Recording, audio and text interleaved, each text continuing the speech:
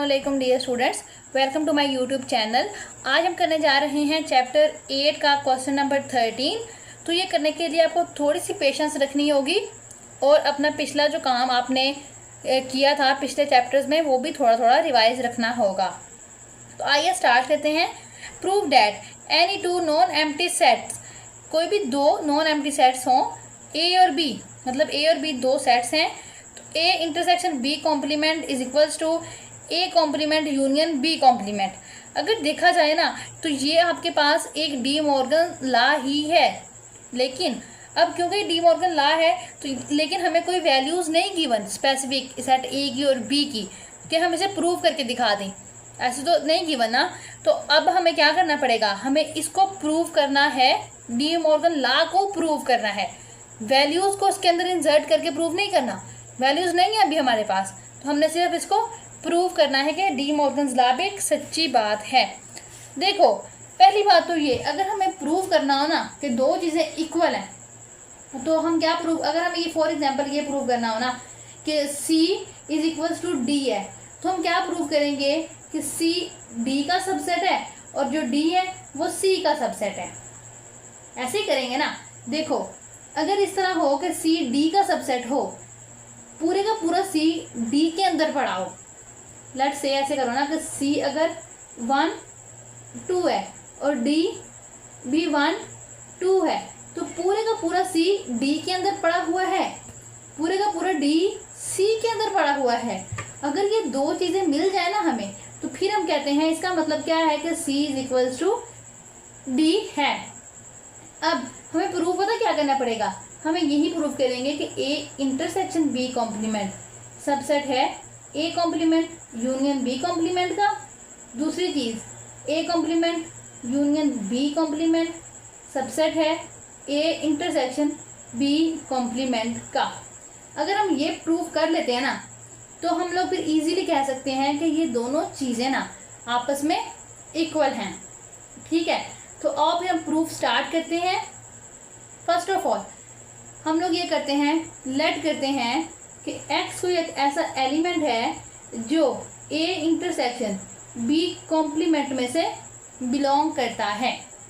अगर वो a intersection b complement में से बिलोंग करता है तो इसका मतलब क्या हुआ कि वो बिलोंग नहीं करेगा a इंटरसेक्शन b में से। देखो ना, पहले ये बात कि कॉम्प्लीमेंट क्या होता है, अगर u एक यूनिवर्सल सेट हो और a कोई छोटा सेट हो तो a का कॉम्प्लीमेंट पता क्या होता है, u माइनस a, ऐसे ही होता है ना। और लेट ये करो कि u के एलिमेंट हों 1 2 3 और a के एलिमेंट हों सिर्फ 2 और 3, तो आंसर क्या आता है 1, है ना। अब अगर मैं ये कहूँ कि 1 कॉम्प्लीमेंट में से बिलोंग करता है, ऐसे ही है ना, 1 कॉम्प्लीमेंट में से बिलोंग करता है ना, 1 कॉम्प्लीमेंट में से बिलोंग, लेकिन ये जो 1 है ये इस a में से बिलोंग नहीं करता। देखो a के अंदर सिर्फ 2 3 है, 1 तो है ही नहीं। इसी तरह अगर x a intersection b complement में से बिलोंग करता है ना, तो इसका मतलब क्या हुआ कि x simple a intersection b में नहीं होगा ना। यही हमने भी पढ़ा है कि अगर एलिमेंट कॉम्प्लीमेंट के अंदर है ना तो ओरिजिनल सेट के अंदर वो नहीं होता। इसका मतलब है कि x a इंटरसेक्शन b के अंदर नहीं है। अगर x a इंटरसेक्शन b के अंदर नहीं है मतलब x ना तो a के अंदर है और x ना ही b के अंदर है, ऐसी बात है। अगर x a के अंदर नहीं है b के अंदर नहीं है तो इसका मतलब क्या हुआ कि x a कॉम्प्लीमेंट में भी होगा, x b कॉम्प्लीमेंट में भी होगा ना। अगर यही आपने ये बात याद रखनी है कि अगर एक एलिमेंट सेट से बिलोंग करता है तो कॉम्प्लीमेंट में नहीं होगा, कॉम्प्लीमेंट में है तो सेट में नहीं होगा। x सेट में नहीं है कॉम्प्लीमेंट में है, x सेट में नहीं है लेकिन कॉम्प्लीमेंट में है, तो इसको हम ऐसे भी तो लिख सकते हैं ना कि x जो है वो a complement union b complement में से बिलोंग करता है। स्टार्ट हमने कहाँ से लिया कि x a intersection b complement में बिलोंग करता है, ख़त्म कहाँ पे हुआ कि x A intersection union B intersection से बिलोंग करता है। इसका मतलब क्या है कि इसके अंदर जितने भी एलिमेंट्स हैं इसके अंदर, वो सारे इसके अंदर हैं। इसका मतलब हुआ कि A intersection B complement subset of A complement union B complement. इसके अंदर जितने भी एलिमेंट थे वो सारे इसके अंदर भी हैं, लेकिन हो सकता है इसके अंदर ज़्यादा हो, इसलिए हमने इसको बड़ा मान लिया है। तो ये एक साइड तो हमने कर ली।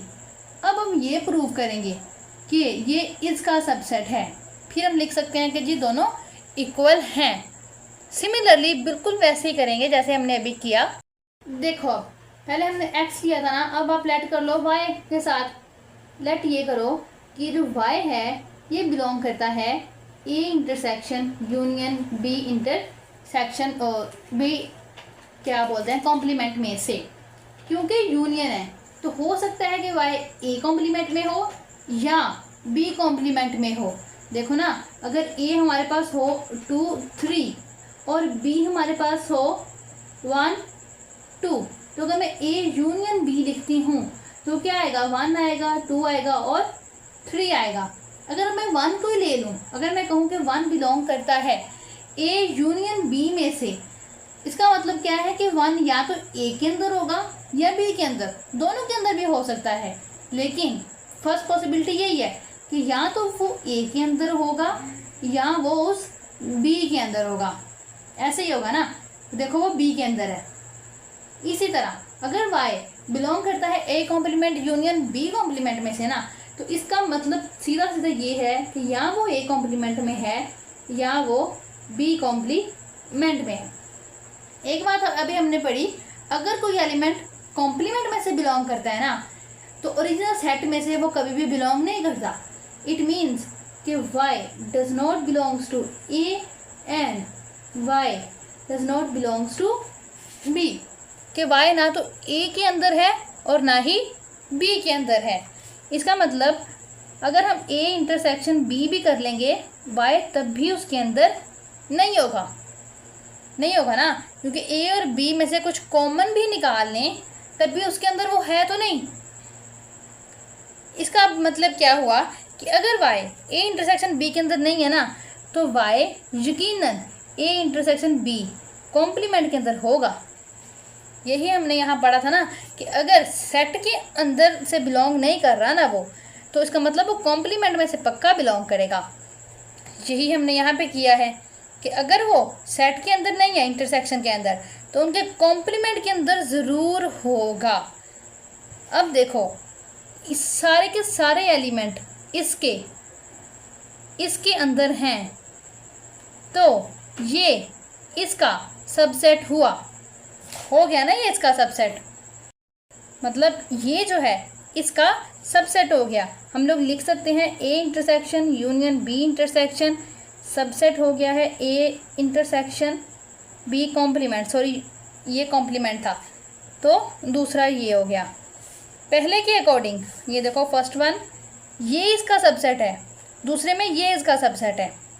तो हमने ये सीखा था, यहाँ पे देखो, अगर C सबसेट ऑफ D है, D सबसेट ऑफ C है, तो असल में C is equals to D है। सिमिलरली यहाँ पे भी हम यही लिखेंगे कि A intersection B complement equal है A complement union B complement के।